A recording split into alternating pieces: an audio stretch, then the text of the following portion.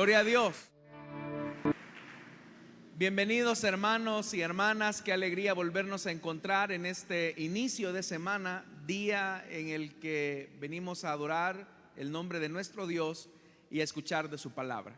Vamos a ponernos en pie, hermanos, y quiero invitarles a que abran su Biblia en el primer libro de Samuel, capítulo número 3, versículo número 1 en adelante. Primer libro de Samuel, capítulo 3, versículo 1 en adelante. Si lo tienen todavía, dicen amén, hermanos. Primer libro de Samuel, capítulo 3, versículo 1 en adelante, dice la palabra del Señor: Samuel, que todavía era joven, servía al Señor bajo el cuidado de Elí. En esos tiempos no era común oír palabra del Señor, ni eran frecuentes las visiones. Elí ya se estaba quedando ciego. Un día, mientras él descansaba en su habitación, Samuel dormía en el santuario donde se encontraba el arca de Dios. La lámpara de Dios todavía estaba encendida. El Señor llamó a Samuel y éste respondió: aquí estoy. Hasta ahí dejamos la lectura. Hermanos, tengan la bondad de sentarse, por favor. Hermanos, a lo largo de estos domingos hemos estado hablando de los principios de una iglesia en avivamiento. Y hemos estado mencionando que el avivamiento no tiene nada que ver con el mundo o las personas que no conocen de Dios. El avivamiento tiene que ver con la iglesia del Señor. Por eso es que el primer principio que destacábamos en esta serie era la necesidad de la presencia de Dios. Tener esa hambre de Dios, de entender que el sentido de todo lo que hacemos radica precisamente en que la presencia de Dios es la que nos sustenta, la que nos fortalece, la que nos conduce hacia sus planes y propósitos, es lo que determina en realidad la vida de la iglesia. Y por eso decíamos que cuando nosotros tenemos esa necesidad de la presencia de Dios, eso nos conduce a ser renovados. Esa renovación pasa por una renovación de nuestra mente, de nuestro entendimiento. Es decir, que durante esa renovación de la mente, el Espíritu Santo, por la palabra de Dios, comienza a gestar como un embarazo una cosmovisión bíblica, cristocéntrica, para comenzar a ver la vida de manera distinta. Lo que nos hace diferentes a las personas que no conocen de Dios es que dentro de nosotros hay un tipo de lente distinto con el que aprendemos a juzgar las cosas. Y es a partir de ahí que nosotros desarrollamos una mente cristocéntrica o bíblica. Cuando somos restaurados también en nuestra mente, decíamos, se restaura nuestra relación con Dios en la forma en que antes la experimentábamos. Y eso se traduce en una restauración de nuestras relaciones con el prójimo. Nadie puede argumentar que tiene una saludable relación con Dios si no ha experimentado una relación restaurada con su prójimo, con su hermano. Todos estos elementos van siendo como el caldo de cultivo donde se va gestando el avivamiento en cada creyente. Esta mañana, hermanos, quiero hablarles acerca del siguiente principio para una iglesia en avivamiento, y es una visión renovada. Cuando tenemos presencia de Dios, cuando nuestra mente está siendo renovada, cuando nuestras relaciones comienzan a ser restauradas, Dios comienza a colocar sueños en nuestro corazón. La suma de todos esos sueños que Dios coloca en nuestro corazón van gestando una visión clara de lo que Dios quiere hacer con nosotros. Es decir, paralelo a que Dios comienza a avivar la iglesia, Dios comienza también a otorgarle una visión clara de lo que Él quiere para su pueblo. Esa visión es una visión, hermanos, que es la suma de todos los sueños que Él coloca en nuestra mente y en nuestro corazón. Entonces vea, la suma de todos los sueños que Dios coloca en nuestro corazón terminan por gestar una visión. Eso es tanto también, hermanos, como cuando el espermatozoide se une al óvulo y comienzan a gestar un nuevo ser. Hay una unión de células femeninas con células masculinas que van formando un nuevo ser. Entonces nuestros sueños y los sueños de Dios se unen para gestar una visión que tiene que ver precisamente con su propósito y su reino. Por eso, hermanos, una característica de una iglesia que está en avivamiento es que su visión es renovada. En la Biblia nosotros encontramos, por ejemplo, a un José que al menos tuvo dos sueños, que en el momento en el que José los recibe, no estaban del todo claros para él. Es decir, José recibe dos sueños diferentes.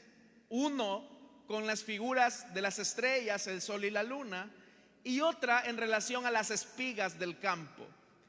Parece ser que José no tenía ni la idea de lo que esos sueños representaban, pero la combinación de esos sueños en el tiempo iban a gestar una visión.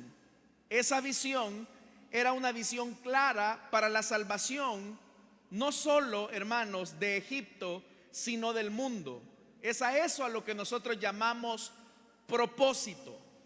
Debemos de entender entonces que Dios no nos ha llamado para ser cristianos pasivos, que nos quedamos de brazos cruzados, porque de hecho que una iglesia pasiva, una iglesia que está de brazos cruzados, describe su calidad de muerta, de una iglesia muerta. Es decir, cuando nosotros como cristianos estamos en una actitud pasiva, somos semejantes al valle de huesos secos que vio el profeta Ezequiel. Esos huesos no se movían, no tenían vida, simplemente el viento estaba por encima de ellos, cubriéndolos de polvo y arena. Igualmente, una iglesia que no está en avivamiento y creyentes que no están teniendo ese calor de la presencia de Dios son cristianos que están en una actitud pasiva. Para que Dios entonces pueda sacudir la pereza, la monotonía, la rutina de los creyentes, es importante que Dios coloque una visión renovada. Debemos entonces de entender, estimados hermanos y hermanas, que ninguno de nosotros estamos en este lugar para estar de brazos cruzados. Todos los que estamos acá sumamos al sueño de Dios. Todos los que estamos acá sumamos a la visión de Dios. Pero la pregunta es, ¿por qué entonces, si muchos creyentes tienen sueños, por qué esos sueños no se gestan, es decir, no crecen y se transforman en una visión? ¿Por qué muchos sueños son abortados en el camino? ¿Por qué, aunque sabemos que hay sueños que nacen del corazón de Dios, en el proceso o en el trayecto se abortan, son abortados? Hay al menos, hermanos y hermanas, dos razones por las cuales podríamos enumerar más, pero podríamos decir que hay dos razones por las cuales muchos de los sueños que son colocados en nuestro corazón comienzan a morir, o muchos de esos sueños son abortados en el camino. El primer factor de riesgo para que esos sueños sean abortados es la idolatría del corazón. Muchos tienen sueños egoístas y esa es la razón principal por la que esos sueños no se gestan. No son sueños en los que se destaque el amor a Dios, sino que son sueños donde solamente son ellos los que están al centro de esas perspectivas de vida o de esos anhelos. Por eso, estimados hermanos y hermanas, si yo les preguntara a ustedes cuántos de nosotros tenemos sueños, sé que todos me dirían amén. Pero ¿cuál es la diferencia entre el cumplimiento de esos sueños y el sueño mismo? La pregunta es si ese sueño coloca en el centro a Dios o si por el contrario en el centro de ese sueño está usted. Si en el centro de ese sueño está usted, entonces lo que se ha producido es una idolatría del corazón. Porque entonces todo lo que usted haga, todo lo que usted anhela, todo lo que usted ve hacia el futuro tiene que ver con usted tan solamente y no con la causa de Dios y no con la gloria de Dios. El libro del profeta Jeremías, hablando acerca de esto, les decía al pueblo, porque habían profetas que alentaban sueños en el pueblo, pero eran sueños egoístas, sueños de desobediencia.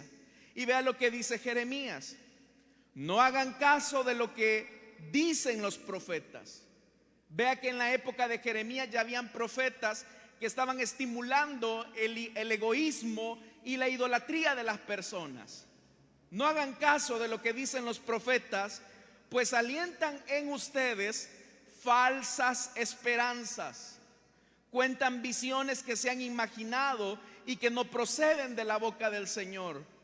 A los que me desprecian, oiga, a los que me desprecian, les aseguran que yo digo que gozarán de bienestar. A los que obedecen los dictados de su terco corazón, les dicen que no les sobrevendrá ningún mal. ¿Quién de ellos ha estado en el consejo del Señor? ¿Quién ha recibido o escuchado su palabra?, dice el profeta. ¿Quién ha atendido y escuchado su palabra? Porque es más fácil creer cosas como Dios te hará grande, Dios te ha escogido para las naciones, Dios engrandecerá tu nombre, Dios te hará muy famoso, Dios te va a bendecir. Y ante una palabra que lo que hace es estimular el ego de las personas, pues resulta fácil conseguir oyentes, resulta fácil conseguir espectadores. Pero Dios, hermanos y hermanas, cuando coloca sueños en el corazón de la iglesia, lo hace precisamente para estimular una parte de la visión que tiene que ver con todo el plan y el proyecto que Él ha diseñado para la vida de la iglesia en ese preciso momento. Muchos de los sueños que las personas tienen en la iglesia carecen de servicio desinteresado hacia el prójimo. Ellos se imaginan yendo a las naciones detrás de multitudes, se imaginan con cámaras de televisión, con fotografías, se imaginan, hermanos y hermanas, con un renombre, con popularidad, con fama, con reconocimiento. Y aunque ellos muchas veces pueden decir que todo lo hacen para la gloria de Dios, en el fondo su estilo de vida, su falta de humildad, lo que demuestra es que no viven para la gloria de Dios, sino que viven para su propia gloria. Entonces, una de las razones por las que Dios no cumple los sueños en esos creyentes es porque esos sueños son para la idolatría humana.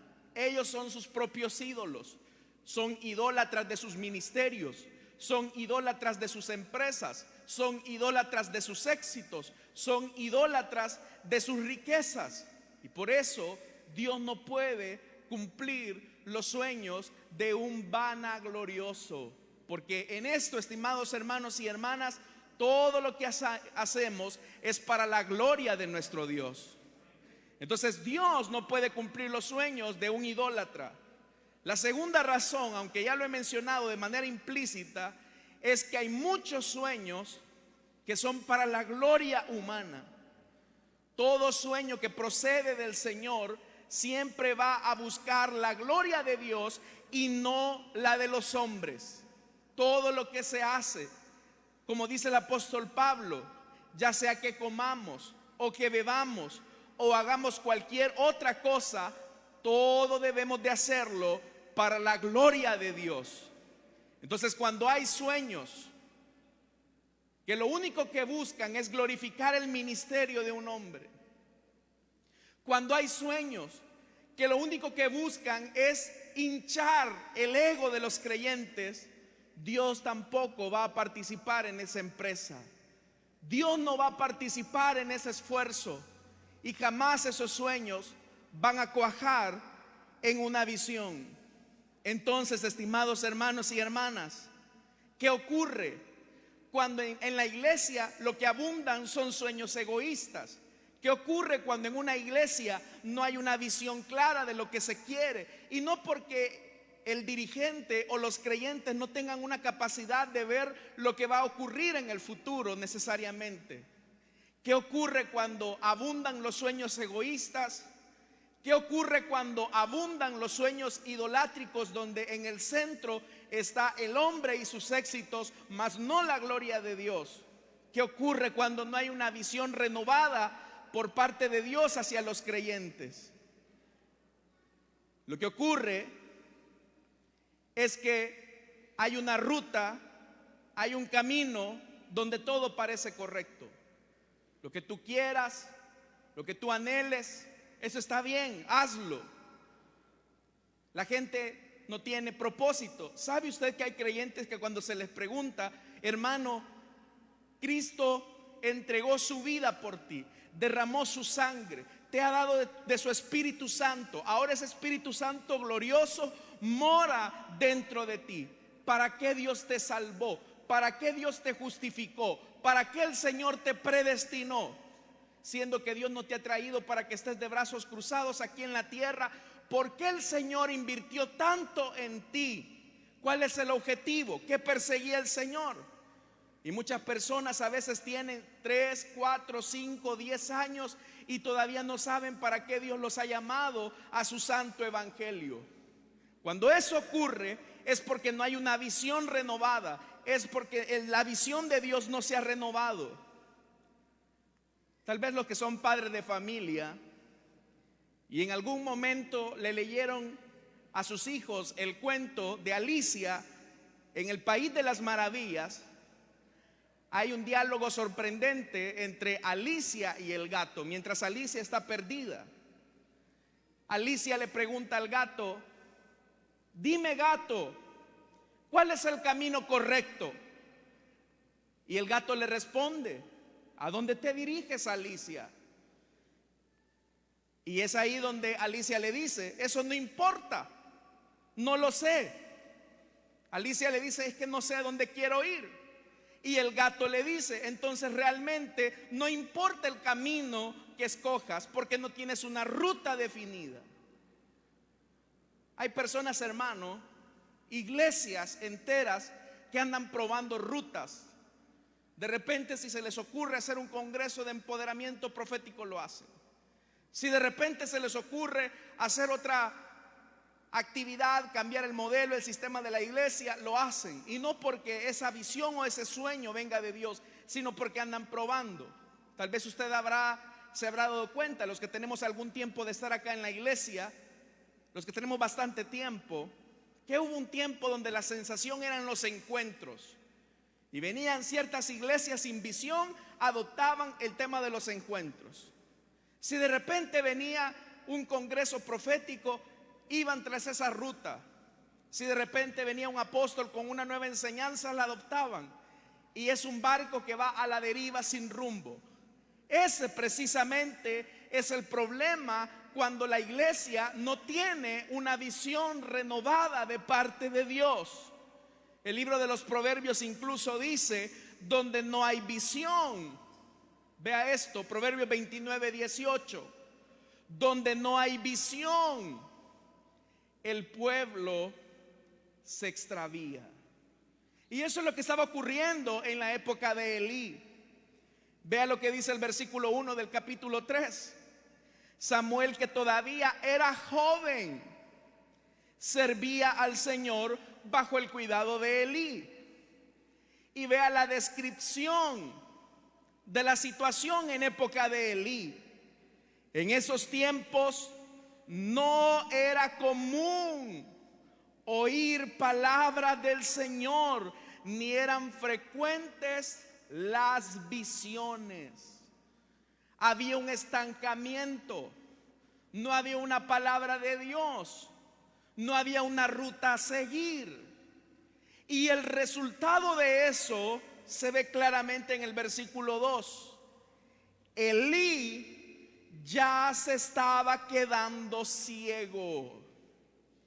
Cuando no hay visión clara de parte de Dios, las personas se vuelven ciegos. Cuando no hay una visión clara de parte del Señor, cualquier camino parece correcto. Cuando no hay una visión clara de parte de Dios, las modas definen el curso de los creyentes.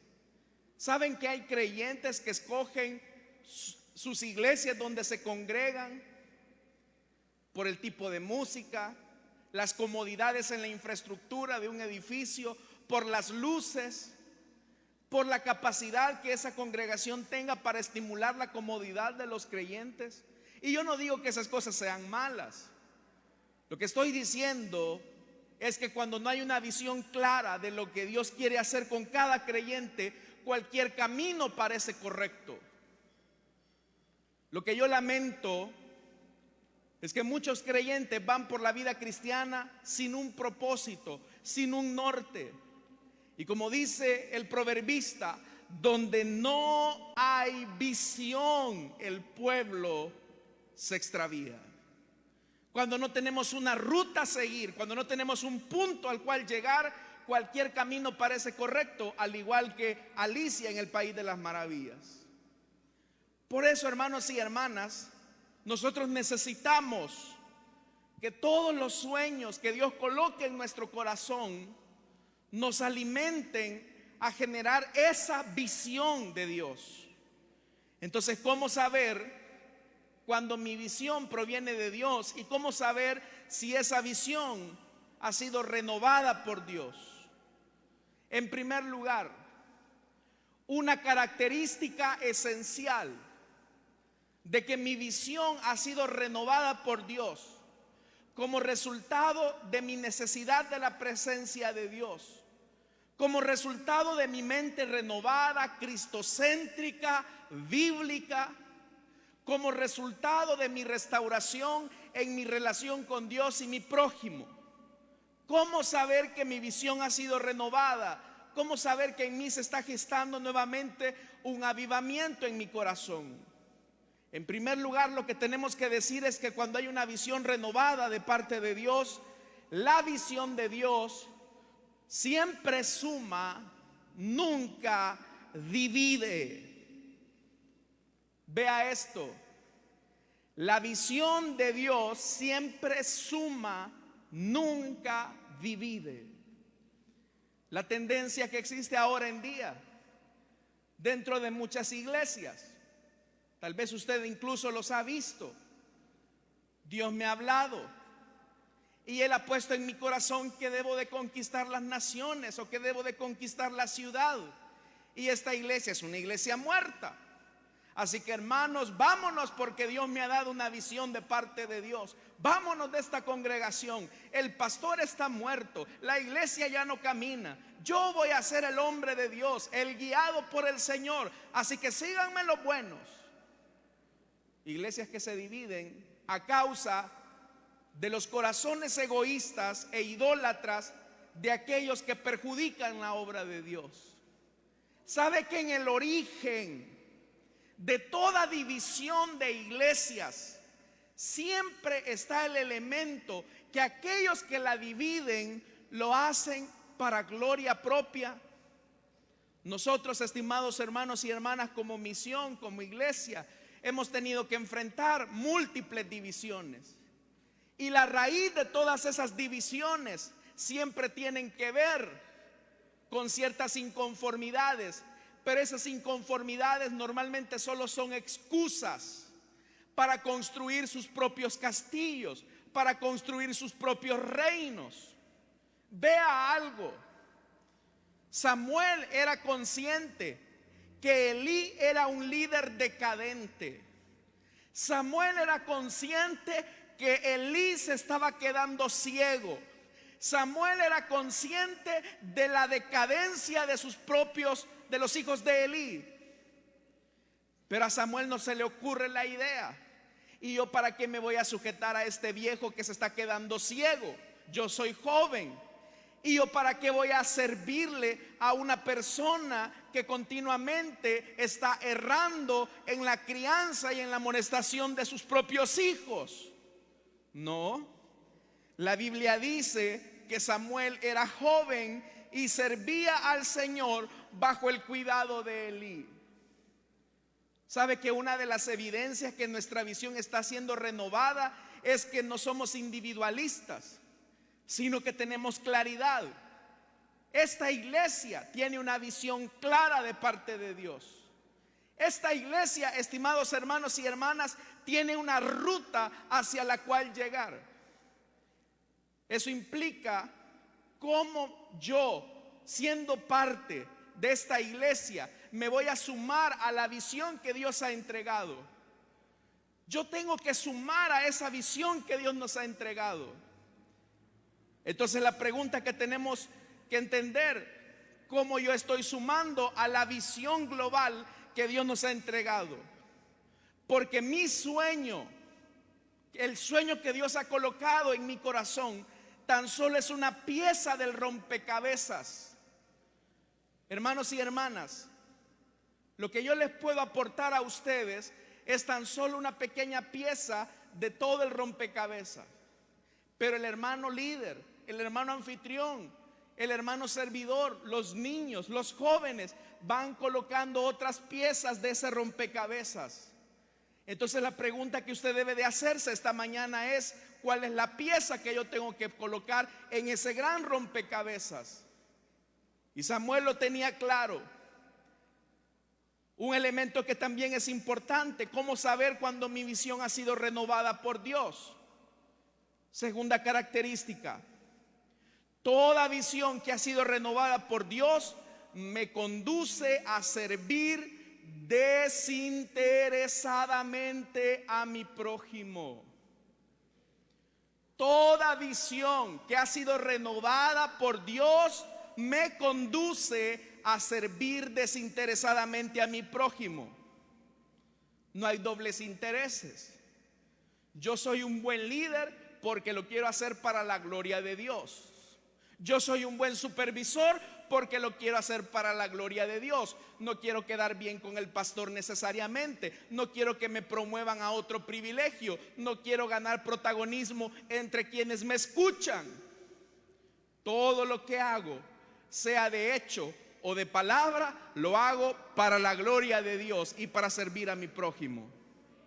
Si Dios te ha concedido una profesión académica, si Dios te ha permitido construir a lo mejor algún negocio, alguna empresa, lo haces para la gloria de Dios y para servir desinteresadamente a tu prójimo.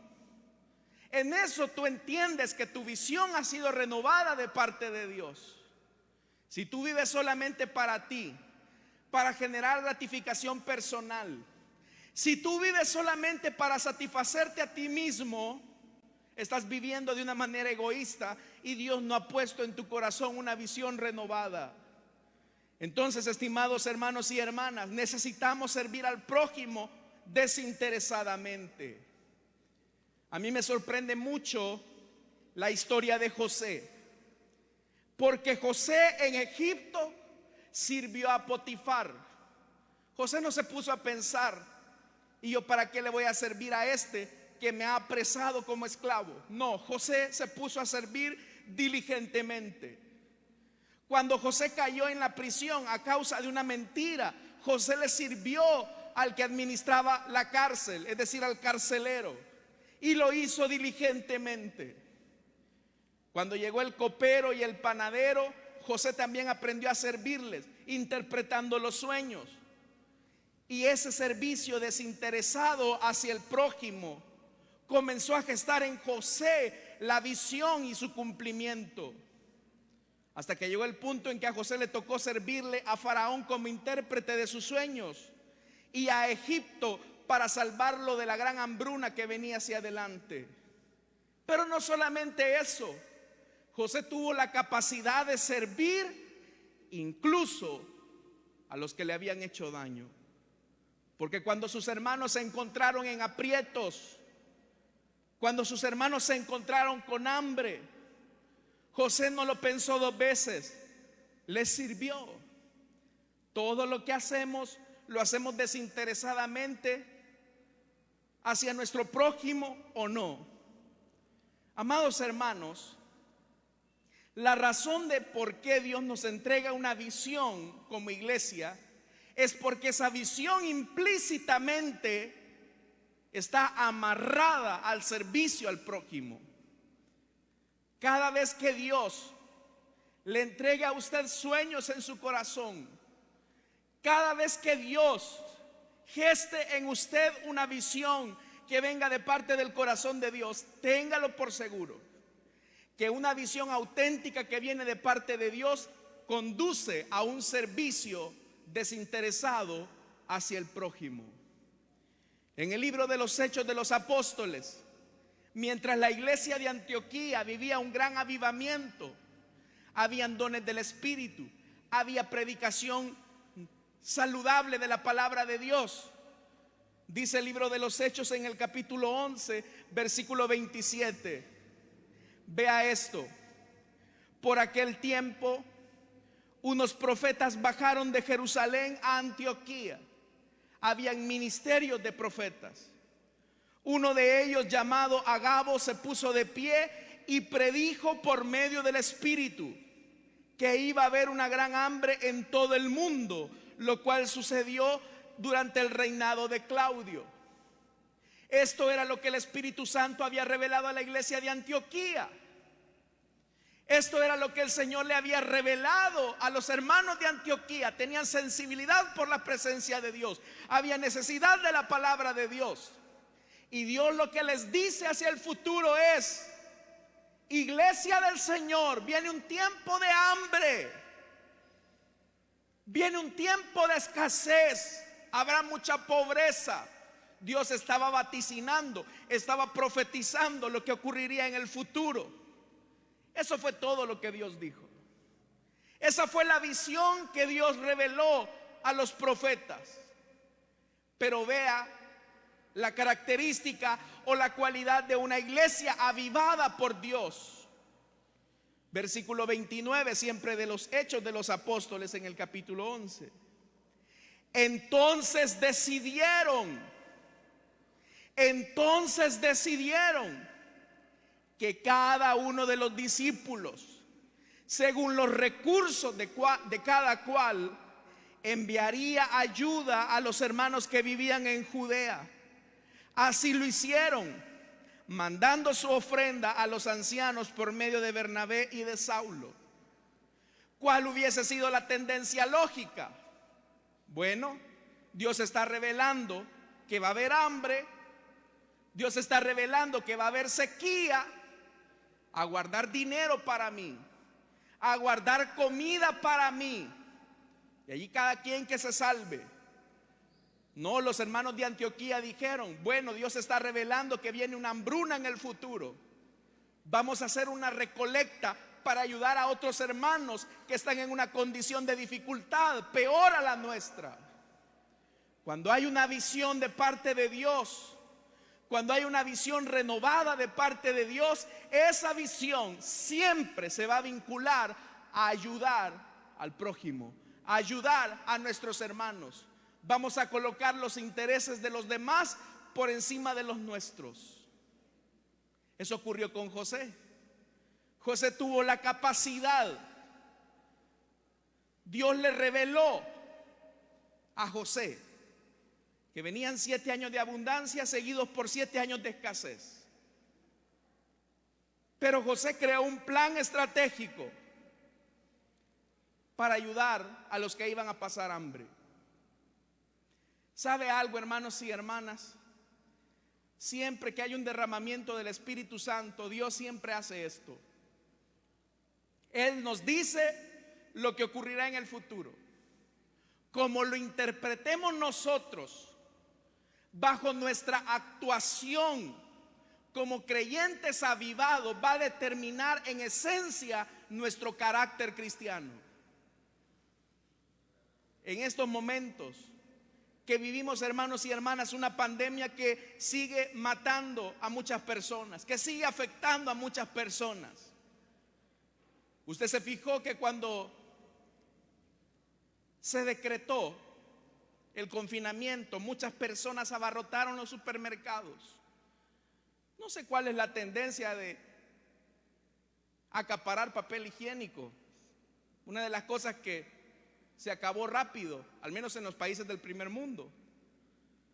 Pero la gente, hermanos, acaparó y acaparó no para otros, para ellos. Quiera Dios que nosotros no hayamos sido acaparadores. Quiera Dios, hermanos y hermanas, que nosotros hayamos previsto. ¿Y cómo va a salir el hermano fulanito que tiene estas condiciones económicas?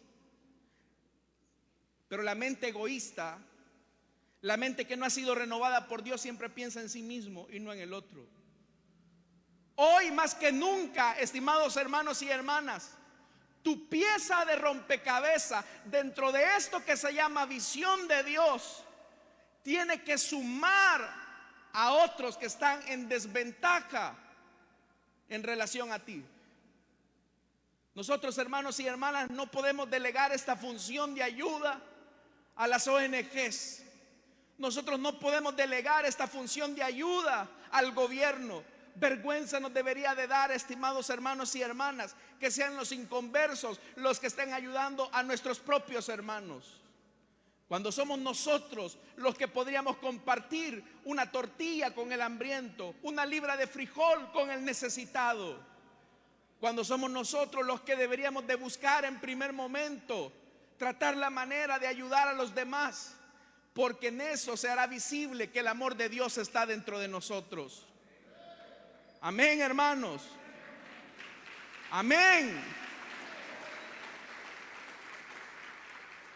A mí no me cabe la menor duda que Dios nos va a conceder esta ciudad. Pero el impacto que esta iglesia debe de generar en esta ciudad no debe de ir relacionada por el volumen numérico que será un resultado de eso, sino por la capacidad que podamos impactar en amor a aquel que no conoce de Dios. ¿Sabe algo? Habrán personas que no entenderán mucho de la teología, no entenderán mucho de la cristología, tal vez no comprenderán las doctrinas bíblicas, pero si esas personas pueden ver el amor de Dios en su vida, serán impactados por un mensaje más profundo que no va a partir de sus palabras, sino de sus acciones. Y la última característica con lo que voy terminando es que toda visión renovada nos conduce a capacitarnos para recibir lo que Dios nos desea dar. Si tú ya tienes claridad hacia dónde Dios te lleva, capacítate, entrénate, ensancha la tienda de tu territorio, prepárate. Eso fue lo que ocurrió con José. Génesis capítulo 41, versículo 28 y 36. Vea lo que dice Génesis 41, versículo 28 y 36. Es José el que está sirviendo a Faraón. Vea lo que dice: tal como le he dicho al Faraón, Dios le está mostrando lo que está por hacer. Dios jamás se queda sin testimonio y sin palabra. Están por venir 7 años de mucha abundancia en todo Egipto, a los que le seguirán 7 años de hambre que harán olvidar toda la abundancia que antes hubo. El hambre, Faraón, va a acabar con Egipto. Tan terrible será el hambre que nadie se acordará de la abundancia que hubo antes en el país. El Faraón tuvo el mismo sueño 2 veces, porque Dios ha resuelto firmemente hacer esto y lo llevará a cabo muy pronto. Vea, eso fue todo lo que Dios le dijo. Vienen 7 años de abundancia que serán seguidos por 7 años de escasez. Eso fue lo que dijo Dios. Pero la capacidad administrativa de interpretar esa visión que Dios había colocado en el corazón de José es el resultado de su capacidad de entrenamiento mientras fue esclavo y mientras fue prisionero. Si José está ante Faraón es porque habla egipcio. Si José ahora está a punto de dar una estrategia administrativa, es porque desarrolló capacidades administrativas. Vea lo que dice versículo 34. Esta es la capacidad administrativa de José. Además, el faraón debería nombrar, ve, aquí va a desarrollar un plan estratégico. Además, el faraón debería nombrar inspectores en todo Egipto, para que durante los 7 años de abundancia recauden la quinta parte de la cosecha en todo el país.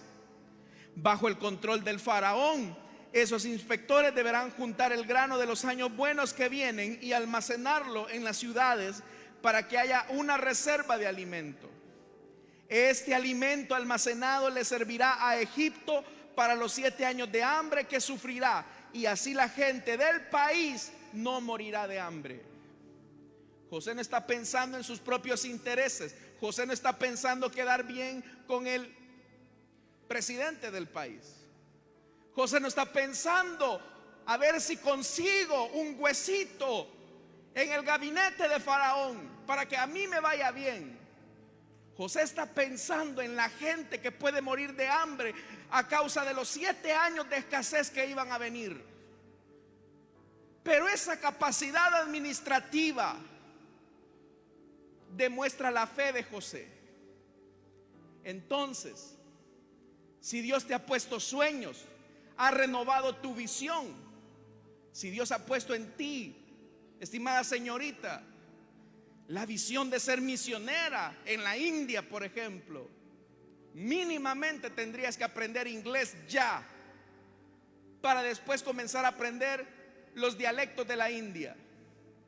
Si Dios ha decidido, estimado muchacho, enviarte como predicador a Tailandia, deberías de mínimamente capacitarte ya en el idioma de ellos. Si Dios te va a usar a ti como un médico para ayudar a otras personas, mínimamente tienes que estar estudiando medicina. La fe sin obras es muerta. Yo no puedo decir, es que Dios me va a hacer misionero para Francia, o me va a hacer misionero y me voy a quedar en mi hamaca acostado sin hacer nada. Igualmente nosotros, si esta iglesia va a impactar la ciudad de Santa Ana, tenemos que prepararnos para eso. Tenemos que preparar nuestra red celular, tenemos que preparar nuestra red de atención, de discipulado, tenemos que preparar las condiciones para la cosecha que Dios nos dará, porque la fe sin obras es muerta. Necesitamos entonces una mente renovada por Dios. Amén, hermanos y hermanas. Grandes cosas vienen para ustedes, hermanos y hermanas. ¿Cuántos sabemos esto de parte de Dios? Usted tiene que sumar. Usted no ha venido acá para pasar el rato. Usted no ha venido acá para estar de brazos cruzados. Usted ha venido acá para que el nombre de Dios sea enaltecido en este país, y que toda la gloria y toda la honra no será de un predicador, no será de una denominación, sino que toda la gloria será de aquel que está sentado a la diestra de la majestad del Padre. Amén. Vamos a cerrar nuestros ojos. Vamos ahora. Necesitamos tener sueños de Dios. En los postreros días, dice el Señor, derramaré mi espíritu sobre toda carne. Los jóvenes tendrán visiones, los ancianos tendrán sueños. Esto no es solamente para jóvenes o para ancianos, es para todos. Que Dios derrame sobre su corazón sueños que nazcan de su corazón, de la mente de Dios. Que Dios geste en usted una visión por la cual vivir día con día, para que al final de su vida pueda decir: he acabado la carrera, he terminado la misión que Dios me delegó. Esta mañana quiero hacer una invitación rápidamente para las personas que desean recibir a Cristo Jesús o que desean reconciliarse. Si hay alguien esta mañana que desea entregarle su vida a Jesús o desea reconciliarse, puede ponerse en pie.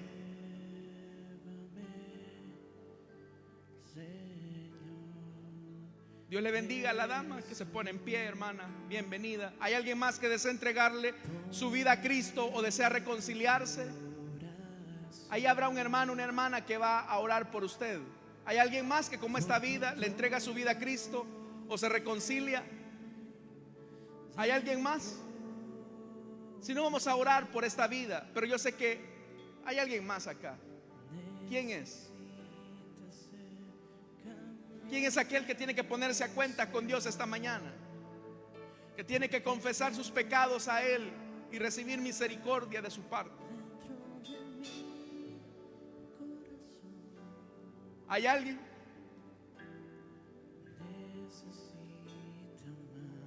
¿Sabes por qué tus sueños se frustran? Porque en ellos no está la gloria de Dios.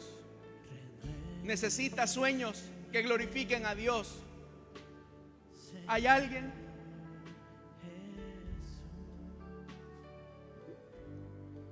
Padre que estás en los cielos, gracias te doy por esta vida que está puesta en pie.